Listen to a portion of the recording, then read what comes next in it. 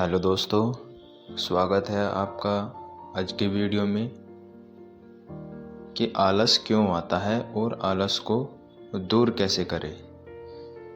तो दोस्तों, बिना वक्त गंवाए चलते हैं आज की वीडियो पर कि आलस क्यों आता है और आलस को दूर कैसे करें। दोस्तों, किसी ने एक बहुत ही बड़े कमाल की बात कही है। आलसी वही है जिसके जीवन में कोई बड़ा लक्ष्य नहीं है, जो जीवन को जीना नहीं काटना चाहता है। दोस्तों, एक छोटी सी कहानी जिसके द्वारा आप जानेंगे कैसे आलस आपके जीवन में आप पर हावी होता जा रहा है और कैसे आप उसे अपने जीवन से बाहर निकाल सकते हैं। तो चलिए कहानी की शुरुआत करते हैं। एक बार एक नौजवान लड़का एक महात्मा के पास आता है और उनसे पूछता है कि मुझे आलस क्यों आता है। फिर वे महात्मा उस लड़के को उत्तर देते हुए कहते हैं कि आलस आने के दो कारण हैं। पहला कारण यह है कि जीवन में कोई बड़ा लक्ष्य ना होना और दूसरा कारण है कि हमारा मन और शरीर कैसे काम करता है उसकी समझ ना होना। जिसके जीवन में कोई बड़ा लक्ष्य नहीं है उसके जीवन से तो आलस जा ही नहीं सकता, लेकिन जिसके जीवन में कोई लक्ष्य तो है लेकिन उसे अपने शरीर और मन की समझ नहीं है, वह भी आलस की चपेट में आ जाता है। हमारा मन बहुत ही बड़ा कलाकार है और यह हमें मूर्ख बनाने में ज़्यादा समय नहीं लगाता। अगर तुम ध्यान करना चाहते हो तो यह तुमसे कभी भी ध्यान करने के लिए मना नहीं करेगा। यह तुमसे कहेगा कि ध्यान करना ब्रह्म मुहूर्त में ज़्यादा अच्छा होता है। अब ना तो तुम ब्रह्म मुहूर्त में उठ पाओगे और ना ही तुम ध्यान कर पाओगे। ये तुम्हें धन कमाने के लिए कभी भी मना नहीं करेगा, लेकिन ये तुमसे कहेगा कि धन ही सब कुछ थोड़ा ही होता है और ये कभी भी तुम्हारा विरोध नहीं करता, बल्कि यह तुम्हें मूर्ख बनाता है। और कमाल की बात यह है कि तुम मूर्ख बनते हो। फिर वह लड़का उस महात्मा से पूछता है कि तो फिर इसका समाधान क्या है। फिर वे महात्मा जी कहते हैं, जो ये तुम्हारे साथ कर रहा है वही तुम इसके साथ करो, यानी कि तुम भी मन के साथ ऐसे ही करो। यानी कि तुम्हारा मन तुम्हें मूर्ख बना रहा है तो तुम उसे भी मूर्ख बनाओ। जब तुम्हारा मन तुम्हें कहेगा कि कुछ देर सो जाता हूँ उसके बाद काम करूँगा, तो तुम उसे कहो कि कुछ देर क्यों, ज़्यादा देर सोऊंगा लेकिन उससे पहले काम पूरा करूँगा। तुम्हारा मन तुमसे कहेगा आज स्वादिष्ट भोजन खाऊँगा, तो तुम तुरंत उससे कहोगे स्वादिष्ट क्यों, अति स्वादिष्ट खाऊँगा, लेकिन उससे पहले 1 घंटे व्यायाम करूँगा। फिर वह व्यक्ति उस महात्मा से पूछता है कि लेकिन कब तक मैं अपने मन को मूर्ख बनाऊं। फिर महात्मा जी उससे कहते हैं कि जब तक तुम अपने आलस से मुक्त रहना चाहते हो तब तक तुम्हें अपने मन को मूर्ख बनाते रहना है। फिर वह व्यक्ति पूछता है कि कभी कभी तो ऐसा होता है कि मुझे अफसोस होता है कि मैं अपने जीवन में कुछ कर नहीं पा रहा हूँ, क्योंकि मेरे भीतर से ही कुछ करने का मन ही नहीं करता। फिर ऐसी स्थिति में मैं क्या करूं? वे महात्मा जी कहते हैं, मन को तो तुम मूर्ख बना सकते हो, लेकिन शरीर को तुम्हें समझना होगा। हमारा शरीर चलता है भोजन से, और अगर तुम मरा हुआ भोजन खाओगे तो वह तुम्हें ऊर्जा कैसे देगा?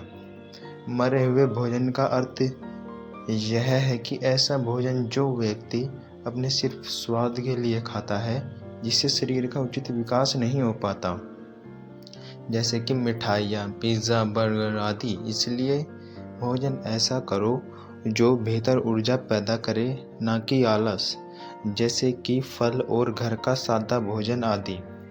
फिर वह लड़का महात्मा से पूछता है कि महात्मन, मैं शुरुआत कैसे करूं? महात्मा जी कहते हैं कि शुरुआत करो एक बड़ा लक्ष्य निर्धारित करने से, यानी एक बड़ा लक्ष्य बनाओ। तुम्हारा लक्ष्य केवल कहने के लिए बड़ा नहीं होना चाहिए, बल्कि उस लक्ष्य के साथ तुम्हारी भावनाएं जुड़ी होनी चाहिए। अगर तुम्हारा लक्ष्य ऐसा है कि जिसके बारे में सोचकर ही तुम्हारे आंखों में आंसू आ जाते हैं, तो तुम्हें कुछ और करने की ज़रूरत नहीं है। फिर तुम्हारा लक्ष्य ही तुमसे सब कुछ करवा देगा। और अगर लक्ष्य इतना बड़ा नहीं है या फिर तुम्हारी भावनाओं के साथ जुड़ा हुआ नहीं है, तो फिर अपने लक्ष्य को खोजना ही अपना लक्ष्य बना लो। जिस प्रकार गौतम बुद्ध ने बनाया था, उन्हें पहले अपना लक्ष्य थोड़े ही पता था कि वह मिल जाएगी मंजिल। वे तो सिर्फ निकल पड़े थे। आशा थी मन में, लेकिन वो भी टूटने लगी थी। लेकिन अंदर से प्यास इतनी गहरी थी कि लक्ष्य को पाकर ही रही। जब तक तुम्हें यह पता नहीं चलता कि तुम्हारा लक्ष्य क्या है, तब तक तुम अपने मन को मूर्ख बनाते रहो, जैसे वो तुम्हें बना रहा था। कोई भी व्यक्ति शराबी बनना नहीं चाहता है, लेकिन उसका मन उसे मूर्ख बनाकर उसे एक शराबी बना देता है। कोई भी व्यक्ति चोर बनना नहीं चाहता है, लेकिन यह मन उसे बार बार मूर्ख बनाकर उसे एक चोर बना देता है। एक बात को तुम हमेशा याद रखना कि जब तक तुम बुद्धि से ऊपर उठकर बुद्ध नहीं हो जाते, तब तक तुम्हारे पास दो विकल्प हैं। या तो तुम अपने मन के द्वारा मूर्ख बनो, या फिर तुम इसे मूर्ख बनाओ। बीच का कोई रास्ता नहीं है। अगर तुमने अपने मन को मूर्ख बनाना बंद कर दिया, तो यह मन तुम्हें मूर्ख बनाना शुरू कर देगा। फिर वह नौजवान लड़का कहता है कि यह तो आसान है, मन को मूर्ख बनाया जा सकता है। वे महात्मा मुस्कुराते हैं और कहते हैं कि यह आसान भी तुम्हारे मन को ही लग रहा है। ये मन कब और कैसी चाल चलेगा, उसके लिए तुम्हें जागरूक रहना पड़ेगा। अपनी जागरूकता को बढ़ाओ और जागरूक व्यक्तियों के साथ रहो, या फिर अपने खुद के साथ समय बिताओ। अगर तुम आलसी व्यक्तियों के साथ रहोगे तो तुम भी आलसी होंगे, और अगर तुम ऊर्जावान लोगों के साथ रहोगे तो तुम भी ऊर्जावान बनोगे। फिर वह लड़का महात्मा जी से कहता है कि मुझे अपने मन को मूर्ख बनाना अभी और इसी वक्त से शुरू कर देना चाहिए। महात्मा कहते हैं कि हाँ, सही कहा तुमने। सही समय की प्रतीक्षा करना भी इसी मन की एक चाल है। इसलिए अभी और इसी वक्त से काम पर लग जाओ।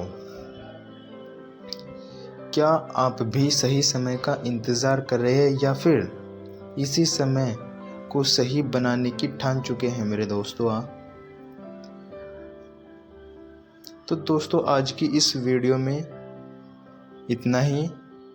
अगर वीडियो आपको अच्छे लगे, पसंद आए, तो दोस्तों लाइक, कमेंट और चैनल को सब्सक्राइब जरूर कीजिएगा। धन्यवाद दोस्तों।